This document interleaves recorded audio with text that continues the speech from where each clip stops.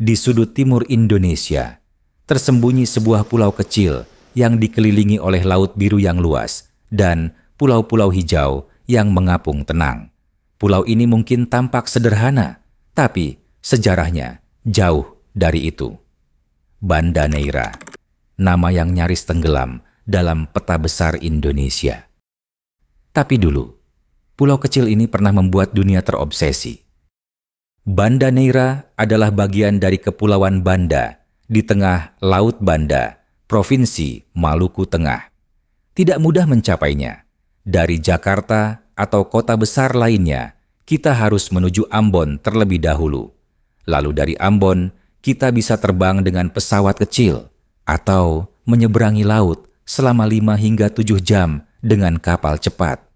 Perjalanan yang panjang, tapi begitu kaki menginjak dermaga Banda Neira, semua lelah seolah menghilang. Angin laut menyambut, dan seolah-olah waktu berjalan lebih lambat di sini. Pada abad ke-16 dan 17, Banda Neira adalah satu-satunya tempat di dunia yang menghasilkan pala.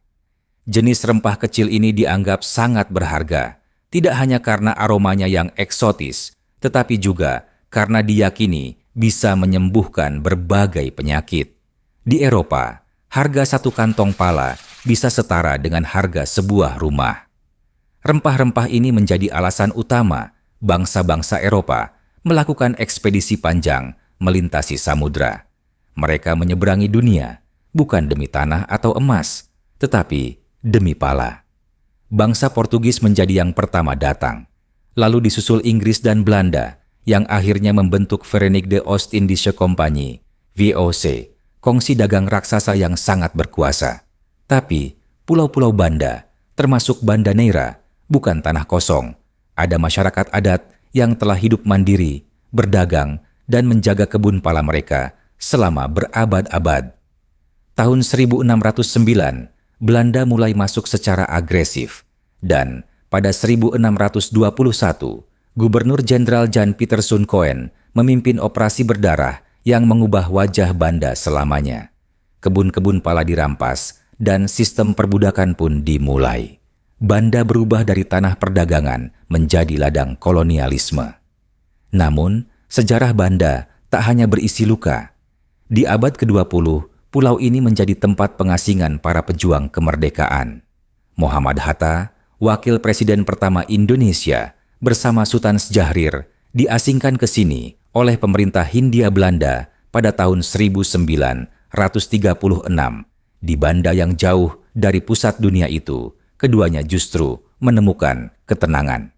Di balik sunyi dan isolasi, lahir gagasan besar tentang Indonesia yang merdeka dan berdaulat. Mereka menulis, berdiskusi, dan tetap berjuang, meskipun dari kejauhan.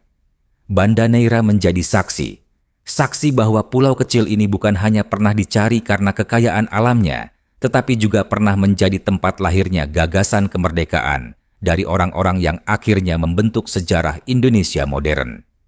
Benteng Belgica berdiri kokoh di atas bukit. Dibangun oleh VOC, benteng ini mengawasi laut dan pelabuhan Banda. Dari atas, pemandangannya luar biasa. Kita bisa melihat pulau-pulau kecil lain, pelabuhan, dan gunung api Banda yang megah berdiri di seberangnya. Di sisi lain pulau, rumah pengasingan Hatta masih terawat. Mesin tik tua, ranjang sederhana, dan rak buku menjadi saksi bagaimana ide-ide besar bisa lahir dari tempat yang sunyi. Gunung api Banda adalah simbol pulau ini. Pendakiannya tidak terlalu sulit, sekitar 2 jam, tapi pemandangan dari puncaknya sungguh memukau. Dari atas, Banda terlihat seperti miniatur dunia, pulau-pulau yang mengelilingi Laut Biru dalam lingkaran sempurna. Banda Neira juga terkenal dengan dunia bawah lautnya. Spot diving seperti lava flow dan batu kapal menawarkan karang yang masih alami dan biota laut yang kaya. Disinilah para penyelam dunia menyebut Banda sebagai salah satu surga menyelam terbaik di Indonesia.